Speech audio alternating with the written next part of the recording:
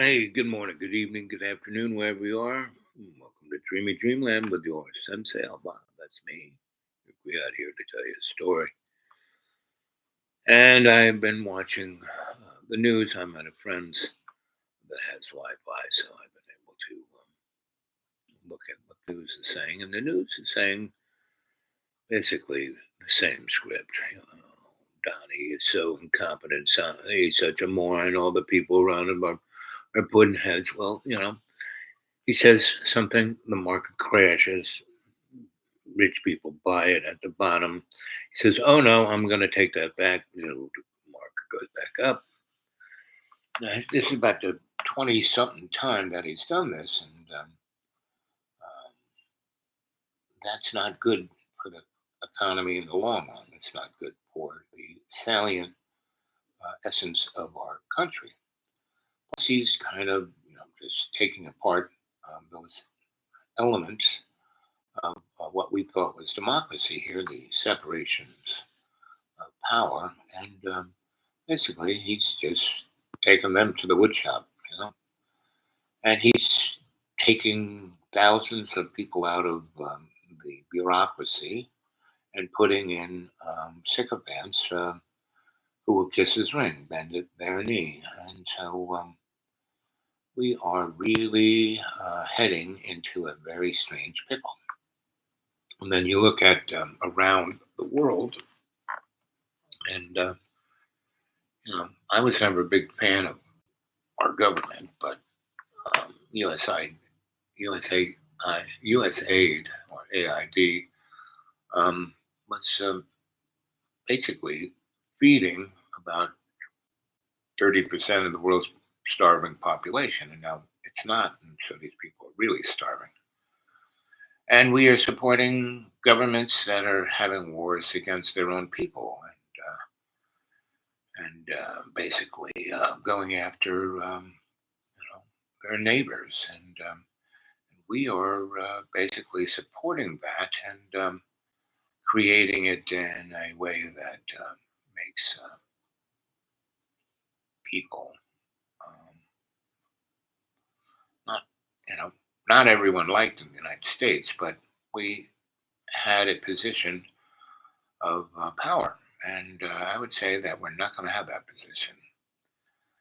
And there are things on the edge that people aren't seeing. That we have never really um, been that good about telling the story of history. And the United States has been on a weird ass ride since I would say the Spanish American War, and we have always been a country of war. Christopher Columbus comes here and kills 6 million indigenous people within a 12-year period, and makes Hispaniola, which is Haiti now, the most wealth providing imperialist adventure for Spain pretty much ever, right? Between sugar and other things that were indigenous products and resources, plus slaves. Anyway, all of this, I was looking at a number of people that were going on the show I did uh, last night. Here it is 12 o'clock in the afternoon, and this is about the time tomorrow I will be coming out of the operating room. So, 24 hours from now, I will be coming out of the operating room. 20 hours from now, I will be going into the operating room. And, they'll be working on my heart. I have a heart murmur, so I will be doing that procedure. So at this moment, I've had my last little bit of food. I'm not going to really eat anything anymore. I drink enough water, and I will prepare myself for the operation. So there's one person there, and thank you for that thumbs up. And everyone, whoever watches this later on, remember to subscribe, hit that like. Let's get that algorithm cooking a little more better. And again, I put it in live chat, so you want to make a comment, go ahead. Um, the world is so much weirder than we think it is. The movie The Matrix really did the best they could. They wanted to go deeper into the issue of, are we in a simulation? And did it matter whether you take the red or green pill? If you go back into the simulation, or if you go down into Zion and fight the nasty machines, that itself is probably. And at the end of the first movie, the architect tried to explain that that too was also a simulation, and that what really is, pretty much no one knows. And if you read the Old Testament, it is pretty much the same thing. It's saying that God is unknowable, and we were in the Garden of Paradise, and by our own slimy sins, we were thrown out, but not really. Basically, my experience is that challenges and pain and things of that nature really make us stronger. Now, we can basically whine and cry and say, it's not fair. Just look at Donnie. And that dude's just a grifter, but so are all the rest of politicians, all the way from the president to the neighborhood dog catcher. They're all corrupt, and they're all just scamming. And they're not really doing anything to help you. And that is why we need to be organized within the construct of community, right?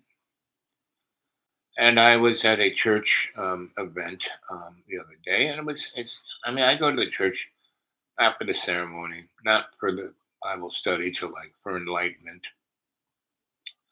I go there for the fellowship, right? And because I enjoy the community of that church.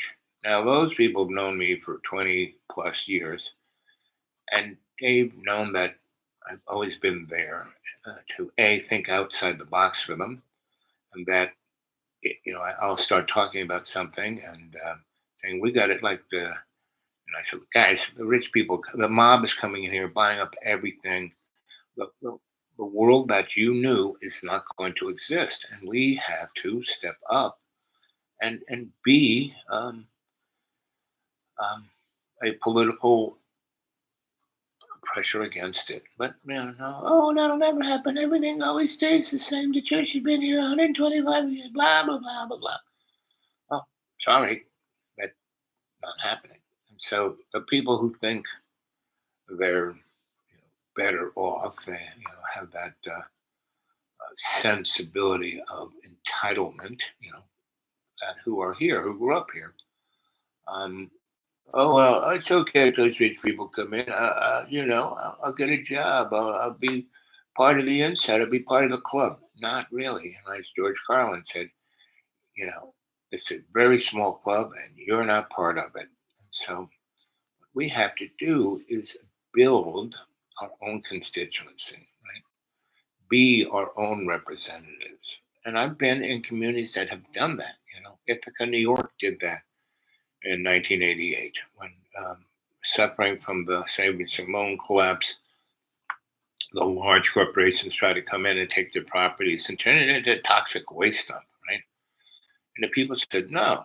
And they basically made their own currency, Ithaca bucks, right? And they basically cut themselves off. They seceded from the union, right?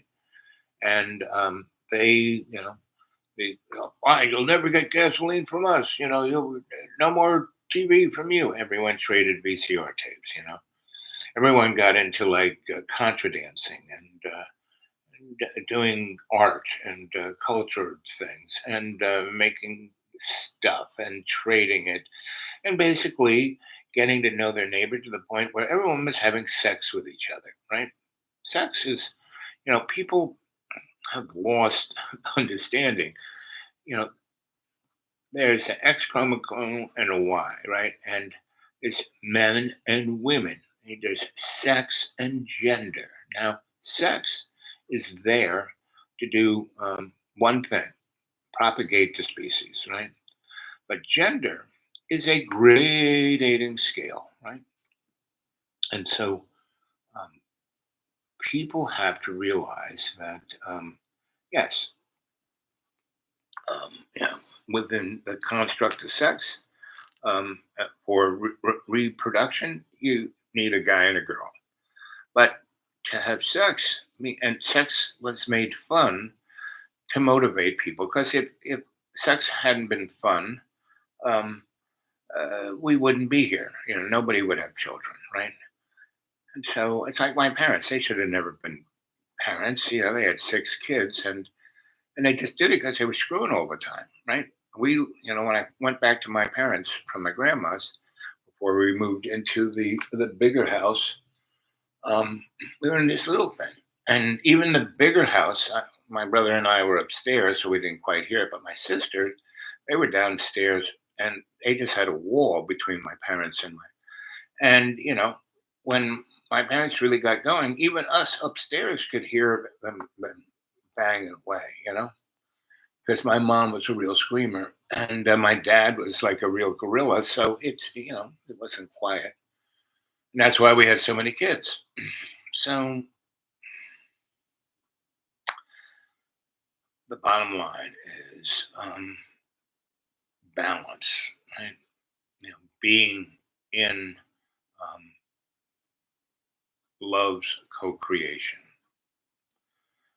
And you get to that by going through the door of Jesus's unconditional forgiveness. Now, Jesus is God.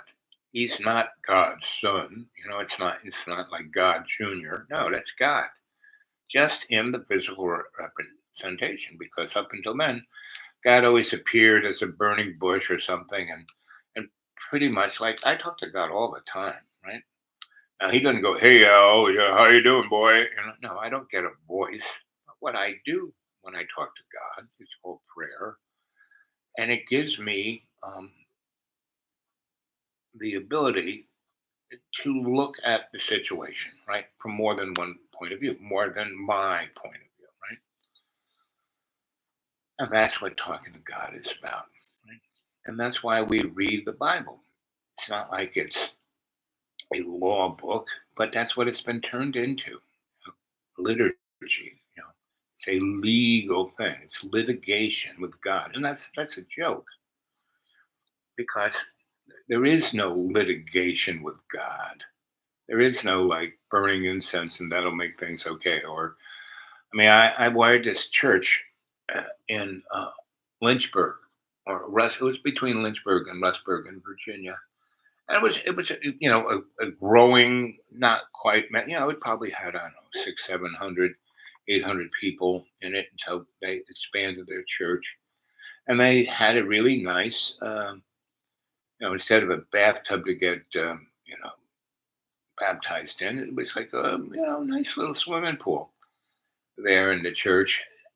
But the chuckleheads who I worked for, when they wired it, that was the first kind of real big job that half of the guys who were the children of the owner of the business. The owner, he was a great electrician. He was a great guy, Gus Bear, and he had been a smart guy. He was a musician, in high school, and he was really good, had talent.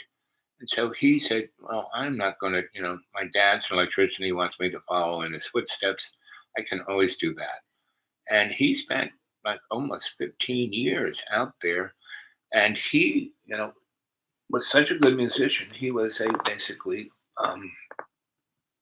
a gig musician. So he played in recording studios, and he would play, a big band like the Beatles. He played for the Beatles when they played in Shea Stadium.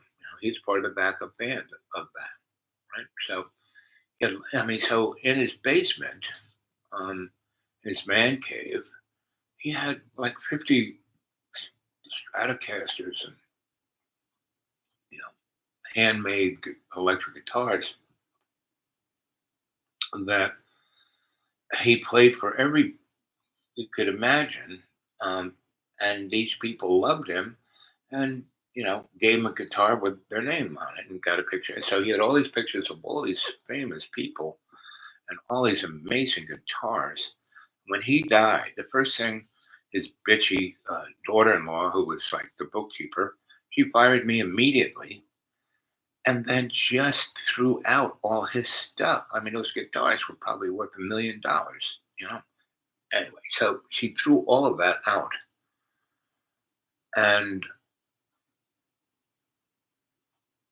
I, that was fine by me. Not, I mean, it wasn't fine by me, meaning, but she thought I'd be upset that I was getting fired. No, because my job with him was a relationship with him, and since he died, I didn't have a relationship anymore, and so it didn't matter because that job was really just a front so I could investigate that neck of the woods. I was hired by another group to study the cults. There's a thing that goes from Asheville all the way up to what's it called? Stanton, Virginia. 26, and then take it right on 81 and head north. That whole thing is called the Devil's Highway. There are more murders, more satanic murders within a 20-mile thing of that road, that 2681L.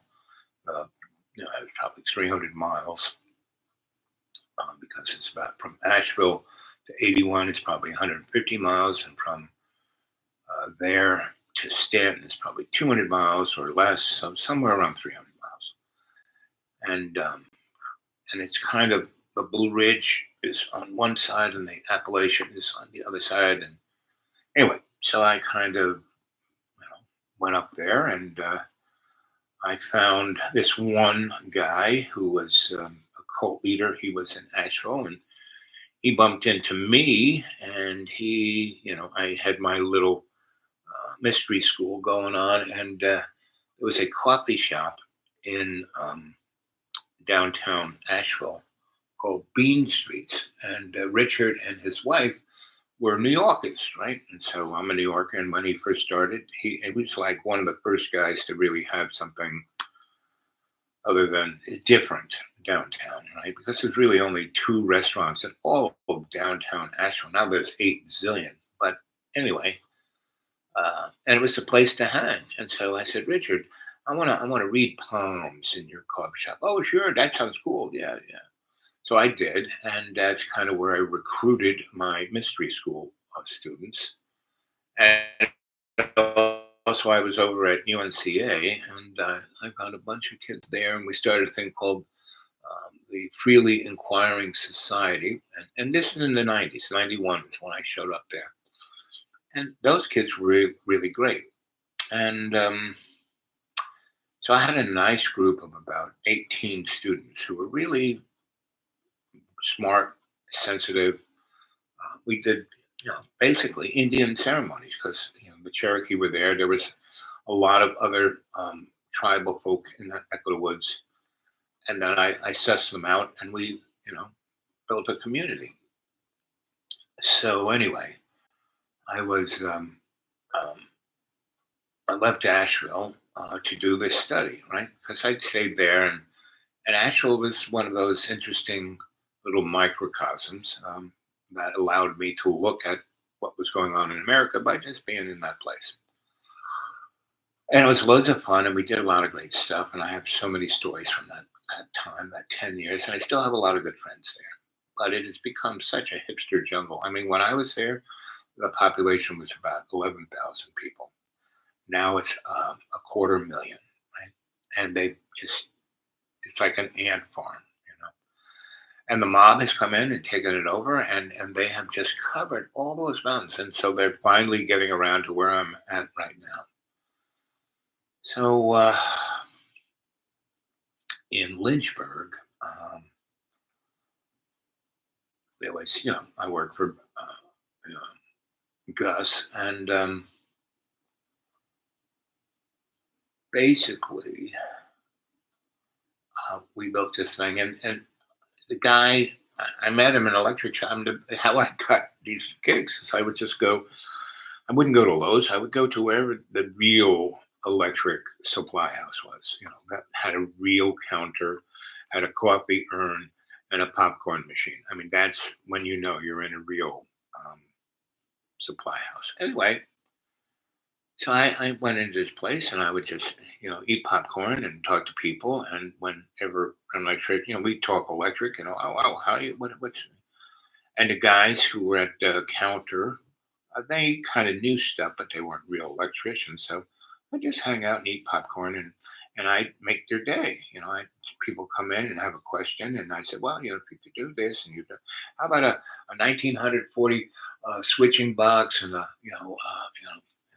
I would lay out what the person who wanted to do X, Y, or Z, what they would need, and I'd make the guy at the counter look really smart, and they let me stay there until the guy would come in who was a real electrician. He's pulling his hair out, and because because he's a real electrician, he's starting to do bigger jobs, just house instead of just houses. He's doing Wendy's and hospitals and jails and fire departments, and where things are complicated, and if you screw up, that's a big problem.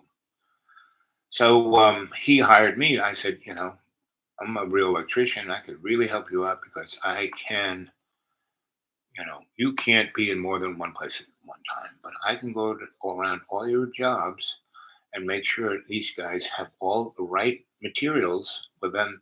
Because once they leave the job, they end up in the bar and then they don't do any work. And they can stay on the job. I can make sure they get the right materials. I can see what they're doing. And when they start to screw up, say, no, you got to do it this way.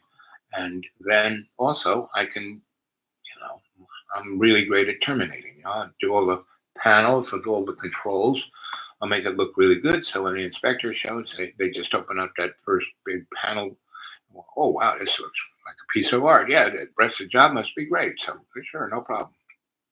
So every time I would go into a town, and this also worked all over the world, I did this. And because electricity is electricity. And so I basically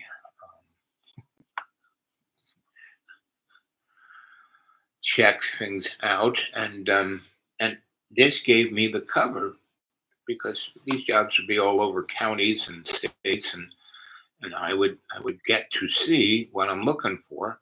But when people would say, "Well, who's that guy?" and they say, "Oh, he's just the electrician, not a policeman, not an inspector, not a this or that. No, he's just the electrician. Right? He's an interesting guy. Go talk to him." Right. So anyway, we're working on this big, soon-to-be mega church, and they got this, baptismal pool, and these morons have they don't understand what ground is, right? So there's what this thing is called a floating ground, meaning at certain places, that thing that's supposed to be grounded is actually hot. So one of the places where that occurred was the metal railing that you hold on to when you step into the pool. And when you would, depending on how well you're grounded, you would get, just a little tingle, like, oh, look, God, stop me. Or it would, like, fry your heart, one or the other. And so when I was working on this thing, the guy who gave the most money was the biggest, really nasty person. And so he wanted the big swimming pool because he wanted he felt guilty, not guilty, but he wanted to go to heaven. So all the business things, all the people he screwed over, everything that God wouldn't be too happy about, he would just go get baptized. So he get baptized like 5, 6 times a week. And so as I was fixing everything, because the crew, I mean, they never worked with BX or MX or any of the other metal shielded cables. Like just were Romex clowns. Um, and they would, wouldn't even, didn't realize that the silver screw was for the neutral and the copper screw was for the hot. The little plug thing is the hot, the big one is the new, anyway. And the little UE thing is the ground. And they would like switch the wires on a duplex all the time. And it still works. Anyway, so I would, jobs like that, I would go and, I had other jobs. I had to go around and make sure that other crews were, not screwing things up that bad. And then I would because when I got there, that job had been all done. But like, they would hit a light switch and the lights in the hall would go on instead of the lights in the room. That was stuff like that. So I had to go around and and people were getting shot, things would be blowing up. So, and that, the building burns down because the electrician did the wrong thing. That's a big lawsuit. Anyway, so I'm taking care of everything, and Gus really loves it because I'm saving his butt, and he can send me anywhere, and I can take care of whatever it is. So anyway, I'm working on this, and so that church was one of the things that I would, if I had some spare time, I would, because I made this big long list of all the things I had to, check and fix, and the last, because I met this real scumbag. And so the last thing I fixed was the grounding of the swimming pool. And Gus died before I got to do that. So I got fired hours after Gus died. I mean, they weren't like mourning Gus. They were just trying to figure out how much money they could get out of his death. So that's kind of where we are right now in the United States. All the chucklehead billionaires, poster boys, and just they don't care if this country goes down and burns because they're transnational and transactual. They are going after everything they can. It's like a fire sale here in America. Like all those elements that douche cut out of our government, they're going to be, they're going to sell the FAA. They're going to sell NOAA. They're going to sell. So no longer can you get the weather report on your phone kind of for free. You're going to have to spend $18 a month and pay, Elon Musk. And Elon Musk is, Mr. Husk has just scraped all this data and he's put it off in this gigantic data collecting center for his new AI there in Tennessee, in Memphis, right in the poor neighborhood. And he's put these giant gas turbine generators because these suckers are gas hogs and the utility company doesn't have enough juice. And Elon's buying as much from them as he can, thus costing the poor people even more on their utility bill, right? And one of the things they're cutting is any kind of assistance to help people out with their utility bills.